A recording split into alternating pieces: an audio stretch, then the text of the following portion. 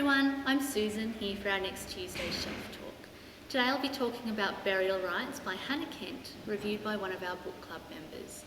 We hold this book in both regular print and e-audio book through RB Digital, and this is in the historical genre.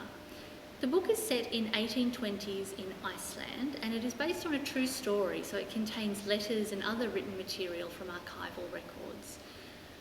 Workmaid Agnes is sentenced to death for her part in the murder and arson of her master and lover, Nathan And of Patur. Between her sentencing and execution, she is sent to live with John, his wife Margaret, and their daughters Steina and Lauga. Agnes retells the events of her life leading to the crime to Toti, an assistant reverend appointed to administer Christian instruction to her and to Margaret. The main theme of this book is to live true to one's own values. The author conveys this by placing Agnes at the centre of the story and contrasting her life events and decisions with those of her contemporaries. The book is beautifully written. The prose is spare, elegant and lyrical. Agnes muses on the meaning of her life and death, adding a spiritual dimension to the story.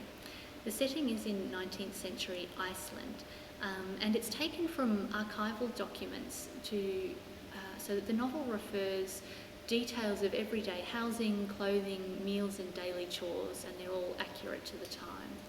Through reading Agnes's words, the reader understands the status of women in this century in society. Our reviewer enjoyed reading every part of this book, from its opening sentences to the conclusion. She gives it 5 stars. The writing is direct but gentle and lyrical. Agnes, Margaret and Toti emerge as graceful and honest people, living true to themselves. The Icelandic culture of the time, while patriarchal, is demonstrably honourable and fair, even to those who have transgressed the law. The other women at the scene of the murder, so her name was Sigridur Gudridsdóttir, also called Sigga. She was pardoned as she was only 15 years old.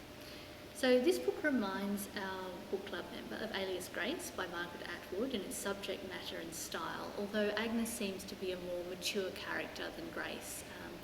And in historical detail and the device of telling the story through the everyday life of a woman, the book reminds her of Caleb's Crossing by Geraldine Brooks. I've also been told that the audiobook of this one is particularly good because the narrator is Icelandic herself, and so that adds an extra dimension of enjoyment to enjoying this story.